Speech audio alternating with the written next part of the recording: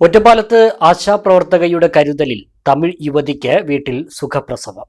Railway station വാർഡിലെ ആശാപ്രവർത്തകയായ നന്ദകുമാരിയാണ് ഈറോഡ് സ്വദേശിനിയായ ഭുവനേശ്വരിയുടെ പ്രസവമെടുത്തത്. തമിഴ്നാട് ഈറോഡ് സ്വദേശികളായ ഭുവനേശ്വരിയും ഭർത്താവ് ഗോവിന്ദും 2 വർഷമായി ഒറ്റപ്പാലം റെയിൽവേ സ്റ്റേഷൻ വാർഡിലെ പള്ളംഭാഗത്താണ് താമസം. ഇരുവർക്കും മറ്റ് 2 കുട്ടികൾ കൂടിയുണ്ട്. ഗർഭിണിയായിരുന്ന ഭുവനേശ്വരിയെ പ്രസവത്തിനായി നാട്ടിലേക്ക് അയച്ചിരുന്നെങ്കിലും ബുധനാഴ്ച രാവിലെയോടെ ഇവർ ഒറ്റപ്പാലത്തെ വീട്ടിൽ തിരിച്ചെത്തുകയായിരുന്നു. വീട്ടിലെത്തിയ ഉടൻ തന്നെ ഭുവനേശ്വരിക്ക് കഠിനമായ പ്രസവവേദന അനുഭവപ്പെട്ടു. ഈ സമയം ഭർത്താവ് ഗോവിന്ദ ജോലിക്ക് പോയിരിക്കുകയുമായിരുന്നു. ഗർഭിണിയായി 9 മാസവും 7 ദിവസവും പിന്നിട്ടിരുന്ന ഭുവനേശ്വരിക്ക് വേദന കടുത്തതോടെ മൂത്ത മകൻ വിവരം അയൽവാസിയും പ്രദേശത്തെ ആശാപ്രവർത്തകയുമായ നന്ദകുമാരിയെ ഓടിയെത്തി അറിയിച്ചു.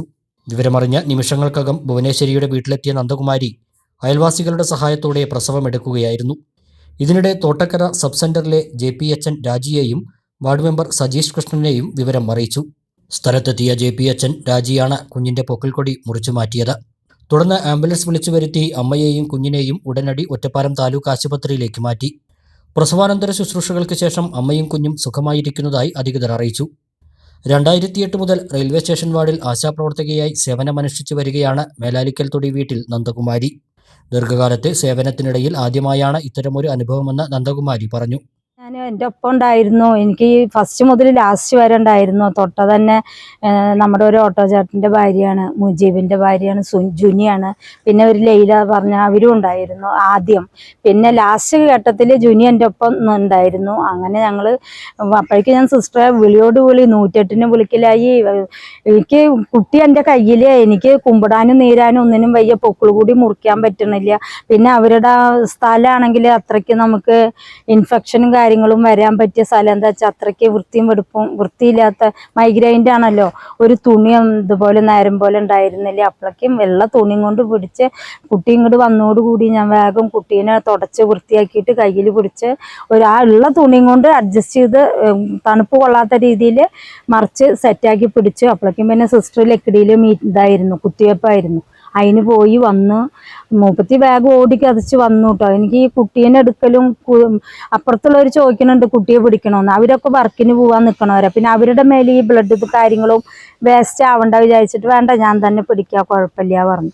അങ്ങനെ പിടിച്ച് അപ്പോഴേക്കും സിസ്റ്റർ വന്നു, വേഗം വന്ന് 2 തല ഇത് കുട്ടിയുടെ ഭാഗത്ത് തലയും അപ്പുറത്തെ ഭാഗത്ത് തലയും കെട്ടി നടു കട്ട് ചെയ്തിട്ട് അപ്പോൾ എന്നെ കുട്ടീനെ അങ്ങോട്ട് നീക്കി കൊണ്ടുവന്നിട്ട് പിന്നെ ഗർഭിണിയുടെ ഡെലിവറി കഴിഞ്ഞ അമ്മേനെ വേഗം എല്ലാം വേണ്ട സെറ്റപ്പും കാര്യങ്ങളൊക്കെ റെഡിയാക്കിയിട്ട് ആംബുലൻസിൽ കയറ്റി ആശുപത്രി കൊണ്ടുപോയി.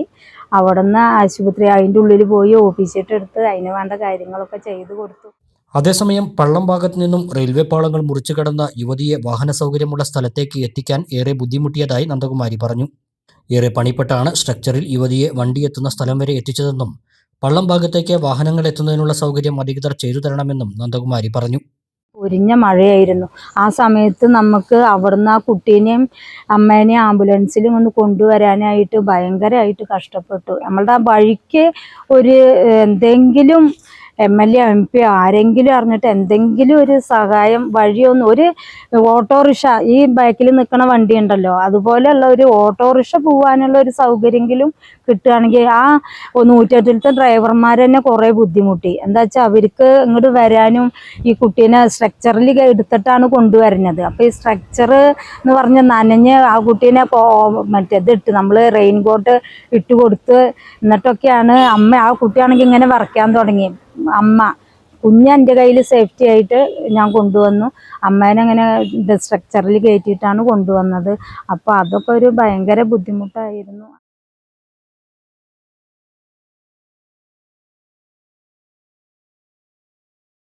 നിങ്ങളുടെ സൗന്ദര്യ സങ്കല്പങ്ങൾക്ക് മാറ്റുകൂട്ടുവാൻ Aishwarya hitech ladies beauty parlour and bridal makeup studio, golden plaza building, municipal bus സ്റ്റാൻഡിന് എതിർവശം, ഒറ്റപ്പാലം.